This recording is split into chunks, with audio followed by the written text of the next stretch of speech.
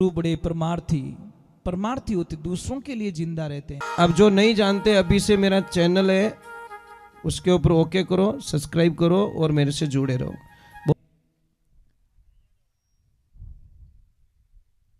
सत्संग में 3 प्रकार के लोग आते हैं।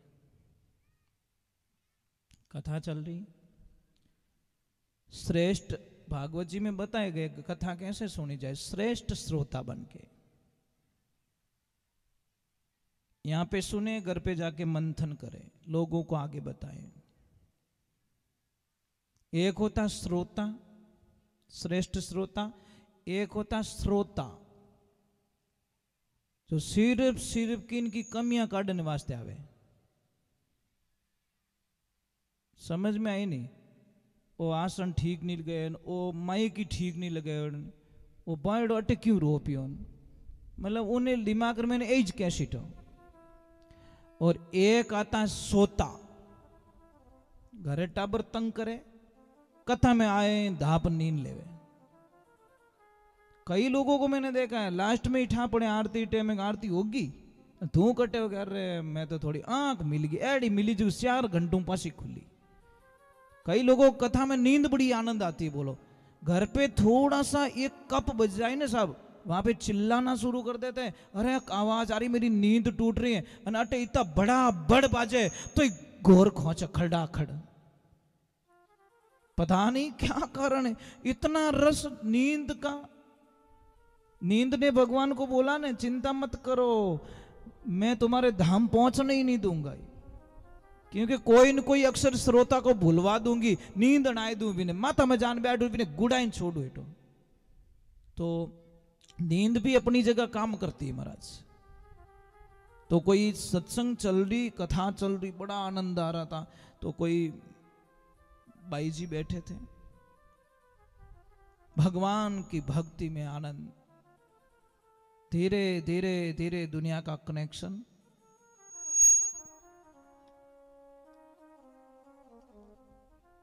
कथा में, और जैसी खड़ी हुई नाचने लगी,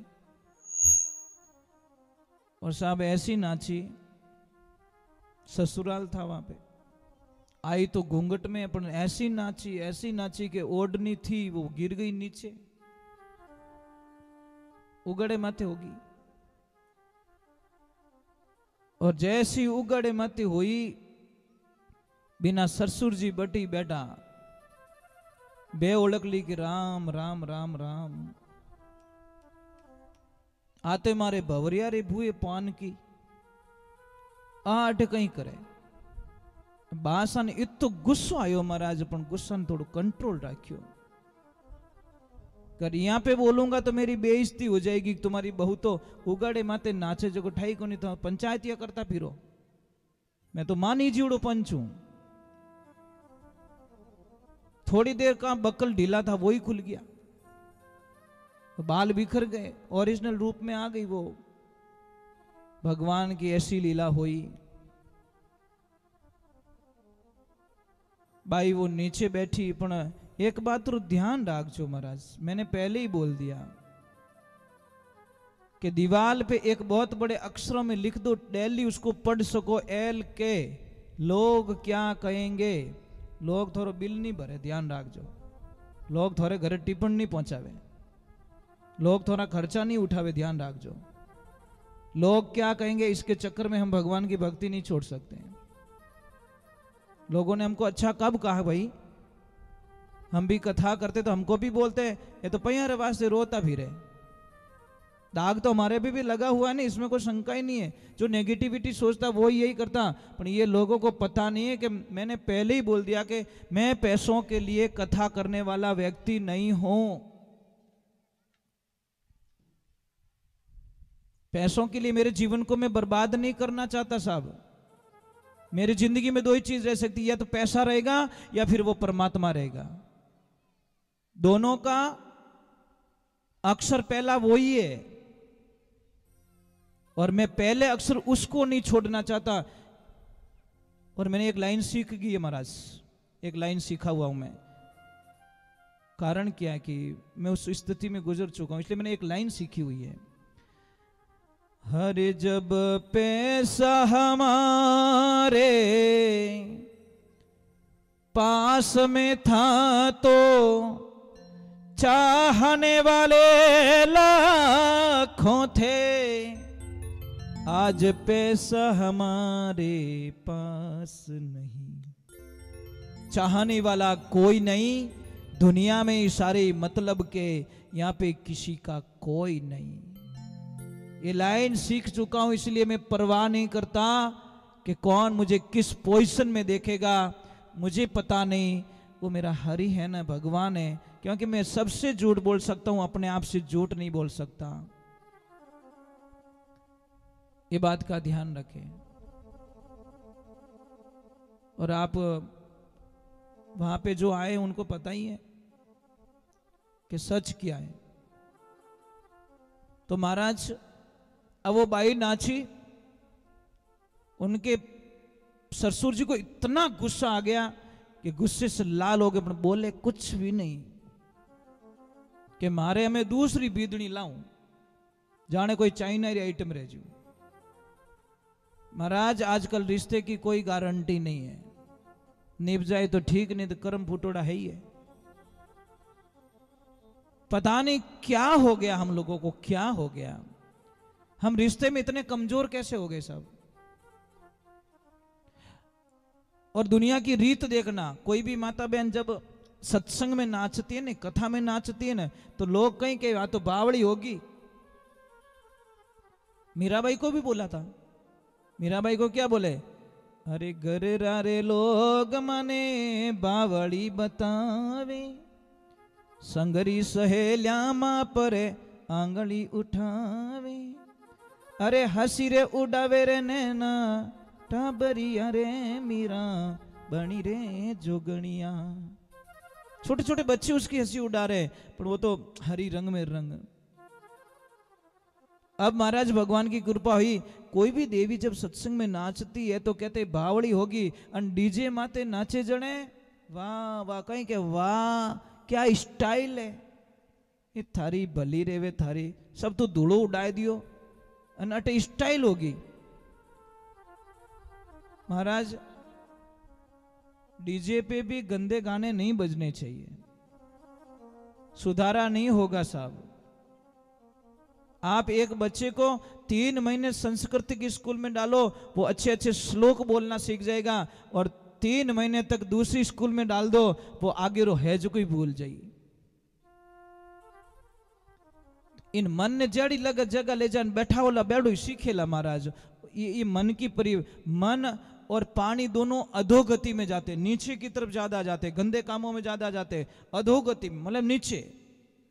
पानी को ऊपर चढ़ाना है तो मोटर लगाओ, पाइप लगाओ, स्विच लगाओ, पानी ऊपर चढ़ जाएगा। और मन को ऊपर लगा चढ़ाना है, ये माला लीजिए और गुरु मंत्र का धारण कीजिए। गुरु मंत्र इस मन को यहां तक पहुंचा सकता है। यहां से रवाना होगा, यहां आएगा, यहां आएगा, यहां करते करते यहां पहुंच पाएगा। अब भगवान की लीला हुई, जैसी वो नीचे बैठी, गुरु महाराज ने पूछा सत्संग कैसी लगी। गुरु जी बहुत अच्छी, बहुत अच्छी, बहुत अच्छी। तो बताओ बेटा आपकी उम्र कितनी हुई? कि गुरुदेव मेरी उम्र 16 साल। वो दादाजी ने बोला ये तो पागल हो गई सच में, इसकी उम्र तो 27-28 साल है, और ये 16 साल बताओ। तेरे पतिदेव की उम्र बताओ। कि मेरे पतिदेव की उम्र 8 साल है। हमें उन्हें सरसू जी के इन पागल ने कौन रखे? ये तो उल्टी उल्टी बोले। तेरी सासू मां कितनी साल की? मेरी सासू मां 3 साल की। दिमाग खराब होगा कि नहीं होगा? कि तेरे ससुर जी कि मारा ससुर जी जलमिया इसको नहीं। हमें बासा कही और इन घर में राखी व्यर्थे। बासा गया घरे कि तो नुकसान कर दियो। वो बाई गई और बोला कि क्या हुआ? कि कुछ नहीं हुआ, या तो थारो आ बिदनी घर में रहे या पछे मैं रहूं।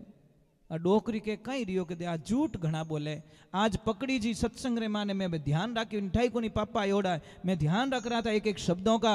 अरे आ नाची ओढ़नो पड़ियो की कोनी, बकल टूटो की कोनी हो जाता है।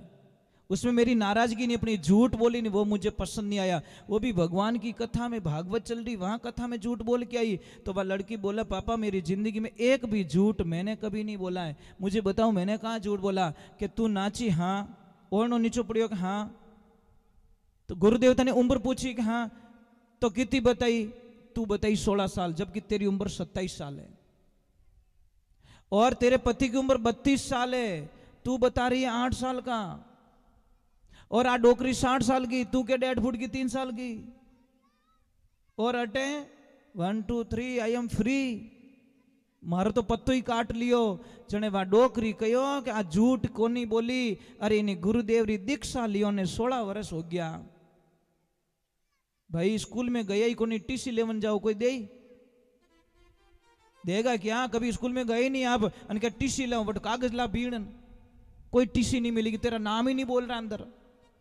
तो गुरु दीक्षा लिया ने 16 वर्ष हुआ और डोकरी के थोड़ा बेटा ने यहाँ भक्ति में जीव लगायो। हमेशा सत्संग माने जबरदस्ती ले जाती, हालो पति देव मने भजन सुनना है, मने भजन सुनना, मैं भजन के बिना नहीं रह सकती। और थारा बेटा ने सुगरो कर दियो। 8 साल हो गया, उन्हीं गुरु भक्ति में लगाए दियो, भगवान की तपस्या में लगाए दियो। जने आपनो कहनो माने बेटो, पहली मान तो ही कोनी, हमें घणो ही माने, हमेशा तड़ेम करे, हमेशा अपने सेवा करे। पानी मांगो तो पानी लेन उबो रेवे, कोई चीज मांगो तो लाइन देवे। ये 8 साल भी कितो फर्क पड़ियो? कि हाँ फर्क तो पड़ियो। डोकरी के 3 साल भी मने ही माडणी ले जाने इन धर्म रे रास्ते आ चलाई दी।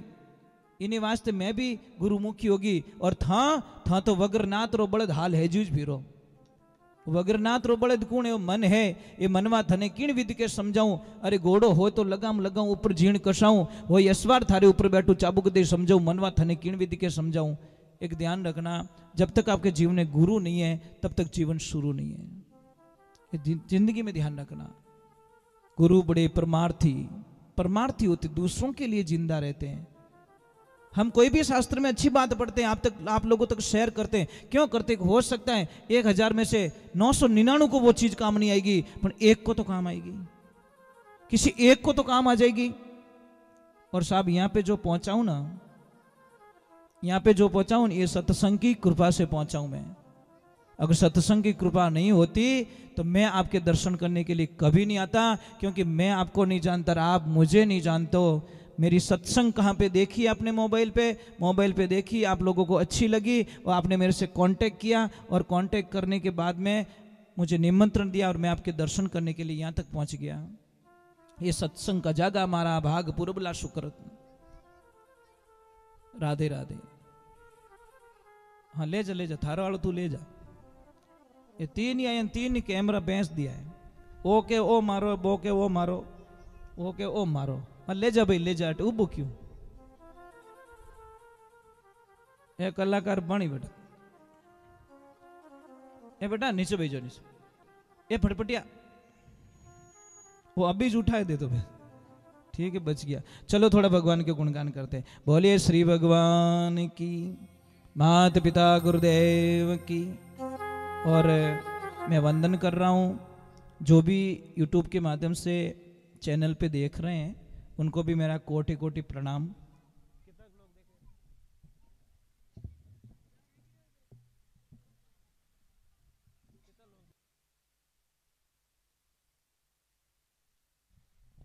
जितने भी महापुरुष देख रहे हैं,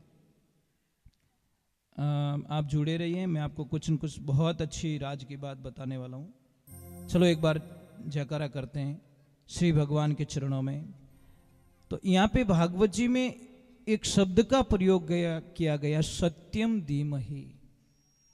सत्य ही तप है, सत्य ही जप है, और सत्य ही ईश्वर है। एक ध्यान रखना। तो बहुत ही ये एक छोटी सी बात है महाराज। एप्पल होती ना, एप्पल, उसको डायरेक्टली हम गिलास में नहीं डाल सकते, पर उसका जूस बना के गिलास में डाल सकते हैं। तो जितने भी वेद पुराण है उनका ये जूस है, क्या है? सार। मतलब एक पौधा होता है, पौधे को हम डाली खाएंगे तो वो फल का रस नहीं मिलेगा, पर ये सारे वेद पुराणों का मतलब सारांश यहाँ भरा है। टोटल का फल ये दे दिया एक। क्योंकि व्यास जी महाराज बड़े उदास थे, तो उनको पूछा गया नारद जी ने कि क्या हुआ कि ये हुए, मेरे को शांति मिले, 4 वेद 6 शास्त्र 17 पुराणों का मैंने वर्णन कर दिया, मुझे शांति नहीं मिली, तो शांति मुझे कैसे मिले? कि ये उपाय बताया कि श्रीमद् भागवत कथा का रचना करो, उसका विस्तार करो, और इसका विस्तार किया तब उनको शांति मिली। ये कथा में बड़ा आनंद आता है, सब सुनने वाला चाहिए, और जितना हो सके कथा को सरल बना के सुनाए ताकि बच्चे को भी समझ में आ जाए। अब ऐसे ऐसे शब्दों का मैं प्रयोग करूंगा तो न तो आपको पता चलेगा न मेरे को पता चलेगा, और सिर्फ मेरे को ही पता चल रहा है तो वो कथा का कोई मतलब नहीं हो सकता। कथा का मतलब है आपको पता चलना चाहिए। तो भगवान की कृपा से अभी आगे का वर्णन किया जा रहा है। कहते हैं कि 4 श्लोक की जो कथा आगे सुनाई गई है उसके आगे नाम आता है राजा परीक्षित का। तो वहां पे एक प्रश्न किया जाता है, परीक्षित ये कौन है? परीक्षित कौन है? प्रश्न तो आएगा भाई, जानते नहीं तो प्रश्न तो आएगा। तो कथा का विवरण बताया गया है कि परीक्षित को आप सब जो जानते, जो कथा सुनते वो जानते कि पांडु वंश में अंतिम सम्राट, पांडवों का अंतिम अंश जो सम्राट बने थे, उसके आगे उनको बेटे भी थे, परंतु परीक्षित के माध्यम से ये कथा हमारे कलयुग के अंदर मतलब बहुत ही प्रभावित हो गई, और कलयुग में इस कथा ने बहुत ही आनंद का रूप ले लिया। परीक्षित जी महाराज पांडवों के जो अर्जुन जी थे, अर्जुन के पुत्र थे। कौन थे बताओ? बताओ ना, इतना तो आप सुनते हो नहीं। अर्जुन के बेटे का नाम याद नहीं है? नहीं, मैं अर्जुन के पुत्र का नाम पूछ रहा हूं, उनका नाम नहीं पूछ रहा हूं। अभिमन्यु, अभिमन्यु किसके बेटे थे? अर्जुन जी के। मां कौन थी? सुभद्रा। अभिमन्यु के जो पत्नी थी उत्तरा, अभिमन्यु महाभारत में काम आ जाते हैं। तब उत्तरा गर्भवती थी, और गर्भवती थी और उनके गर्भ में महाराज परीक्षित जी पल रहे थे। आपको पता है कि जब अश्वत्थामा को पता चला कि पांडवों का एक अंश पल रहा है उत्तरा के गर्भ में, तो उसने ब्रह्मास्त्र छोड़ दिया था महाराज, उत्तरा के गर्भ को नष्ट करने के लिए, कि मैं पांडवों का बीज ही खत्म कर दूंगा, ना रहेगा बांस न बजेगी बांसुरी। तो उत्तरा के गर्भ में भगवान ने परीक्षित की रक्षा की। जब महाराज परीक्षित का जन्म होता है ना, तो साहब वो बालक पालोथी मार के बैठता और सबको घूर घूर के देख रहा है। तो सबको अचंभा हुआ, ये बच्चा क्यों घूर रहा? सबको आपकी तरफ देखे तो एक टक देखे ही जा रहा है, इनकी तरफ देखा तो एक टक देखे, सबको देख रहा, घूर घूर के देख रहा है। ये बात अच्छी नहीं लगी। कुंता जी ने बोला कि ये क्या है? महाराज जी वशिष्ठ जी को बोला कि ये क्या है? ये बच्चा सबको घूरता जा रहा है। तब जाके व्यास जी ने ध्यान लगाया कि ये इसलिए घूर रहा है कि मुझे गर्भ में बचाया किसने, मैं उनको देखना चाहता हूं। कौन है वो जिन्होंने मुझे गर्भ के अंदर मेरी रक्षा की? तब मेरे हरि नारायण कृष्ण आ गए। आते ही उन्होंने हाँ, यही थे गर्भ में जिन्होंने मेरी रक्षा की, परीक्षा की, इसलिए उनका नाम पड़ा परीक्षित। नाम क्या पड़ा? सबकी परीक्षा ली, इसलिए परीक्षित नाम पड़ा। और जब योग देखा गया तो उनको बताया गया पहले ही कि ये बहुत बड़ा राज्य फैलाएगा। राज्य फैलाने के बाद में कोई ऋषि का अपमान किया जाएगा इनके माध्यम से, और अपमान होने के कारण इनको श्राप मिल जाएगा, और श्राप होने के कारण आगे की लीला चलती रहेगी। श्राप के पीछे भी कोई राज होता है साहब। अब भगवान की कृपा होती है। परीक्षित जी महाराज आनंद से राज कर रहे हैं, आनंद हो रहा है। एक दिन विश्व विजय के लिए निकले, और जैसे ही निकले आगे एक बैल देखा। बैल के 3 पैर कटे हुए, एक पैर था। उसको पूछा कौन है? कि मैं धर्म हूं। और जैसे आगे देखा तो कलयुग का रूप के अंदर प्रकट होके बोला कि मैं कलयुग। तो उन्होंने बोला कि तेरी कोई जरूरत नहीं, यहां पे तू वापस चला जा मेरे राज में, मेरे जीते जी तेरी यहां पे एंट्री नहीं हो सकती। क्योंकि जब पांडव चले गए थे, उनको पता चल गया था कि कृष्ण भगवान ने द्वारका से संदेश भेज दिया है कि अब मैं मेरे लोक को जा रहा हूं और पांडवों आप भी चले जाओ, समय विकराल आने वाला है। संदेश पहले ही दे दिया, क्योंकि अर्जुन जी को पहले ही ये उत्तर दे चुके थे भगवान श्री कृष्ण। अर्जुन जी रास्ते रास्ते जा रहे हैं तो रास्ते में देखा एक कुआं खुदा हुआ। कितना? एक कुआं, और 6 गांव की सप्लाई उस कुएं से हो रही थी। 6 गांव के लोग पानी पी रहे थे। जब उसी मार्ग से वापस आए महाराज, क्या दृश्य होता है।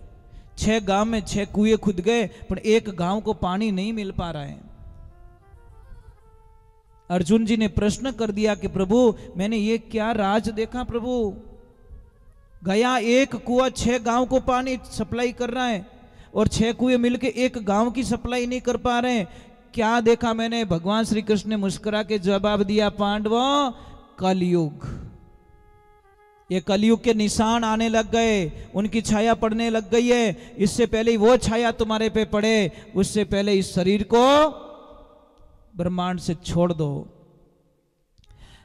तो कैसे कि कलयुग में देखना, और सत्य है वो बातें कभी झूठी नहीं हुई, कलयुग में एक बाप के अगर 6 बेटे हैं तो बाप की इतनी ताकत बताइए साहब कि वो 6 बेटों को पढ़ा देगा, उनको खाना खिला देगा, उनके कपड़े लाके दे देगा, 6 की शादी करवा देगा।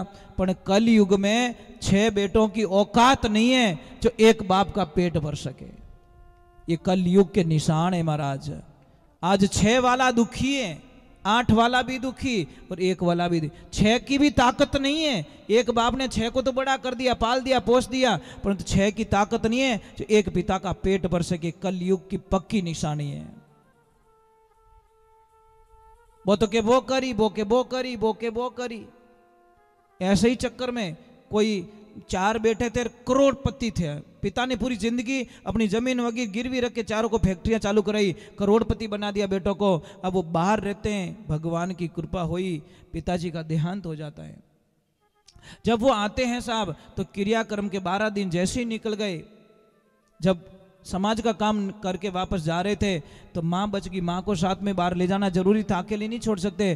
तो सबसे बड़ी वाली बहू ने पति को बोल दिया, देखो पतिदेव इन डोकरी हाथे मत लीजो, मैं घर में नहीं रखूला, मारे नहीं ने 36रो आंकड़ो है, मारे जमीज को नहीं, मारे हो जाते। सेकंड वाली बोली कि नहीं पतिदेव को देखो मैं भी ऑफिस जाती हूं और यहाँ ले जो मती। तीसरी बोली कि मारे तो घर छोटो है, और चौथोड़ी थोड़ी ज्यादा पड़ी होड़ी कि please I don't like, I not accept. मारा हाउजी तो काला गणा, मारे बंगलो की तो बढ़िया बनी ओडो बटे बैठी। मारी फ्रेंड्स पूछी आ कौन है, तो मैं जवाब कहीं दे नहीं नहीं नहीं, लीजो ही मती भूल में। सच में चारों भाइयों के आंखों में आंसू आ गए, रोने लगे चारों कि वारे किरतार वाह, मेरी माँ ने हमको जन्म दिया, हमको पाला पोसा बड़ा किया, पर किसी गांव में जाके नहीं पूछा कि मारा बेटा ने खानो खिलानो है कि नहीं है, मारा बेटा ने पढ़ानो है कि नहीं है, मारा बेटा ने दूध पिलानो है कि नहीं है, किसी को नहीं पूछा। अरे आज एक माँ को रखने के लिए हमारी पत्नियों से इजाजत लेनी पड़ रही है। वारे वाह कलयुग वाह, क्या फैसले करवा रहा है तू। फिर उन्होंने बोला कि देखो मिनक हसेला कि बाप जाता हूं, इतनी बार लागी डोकरी हालत पूरी रहेगी, एक काम करो 15-15 दिन की बारी गाल दो। तो सबने बोला कोई बात नहीं, 15-15 दिन के लिए हम रखेंगे, कोई दिक्कत नहीं है। और जैसे ही 15वां दिन होता, 16वें दिन सुबह सासू मां बोलती पानी कि नहीं दिन की हो 16वो आगलो घर, अरे मुंडो तो धोवाई देख, नहीं एक लोटो पानी बिगड़ जाओ आगे। एक दिन महाराज संजोग माता जी कहीं मंदिर पे बैठे, एक आदमी आता है, बोला माँ प्रसाद ले लो। बोले नहीं बेटा आज मेरा उपवास है। क्यों माँ आज कहनो उपवास? कि बेटा आज 31 तारीख है। कि मैया तारीखों में तो कोई एकाशणो रखे? कि बेटा मुझे रखना पड़ता है, जीण महीना में 30 दिन होवे तो एकासणो राखनी कोई जरूरत नहीं, मिल जाए थोड़ो बहुत ही मिल जावे, पण जीण महीना में एक दिन बत्तो रेवे ने उन दिन मने पूरो दिन खानो नहीं मिले। इन वास्ते मैं एकासणो राखूर मंदिर चली आती हूँ, क्योंकि मुझे पता है कोई देने वाला नहीं है, सब 15 दिन के काउंट में बैठे हैं। तो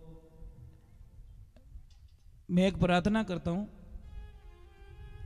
जो बहू सास ससुर की अच्छी पूजा करेगी, अच्छी सेवा करेगी,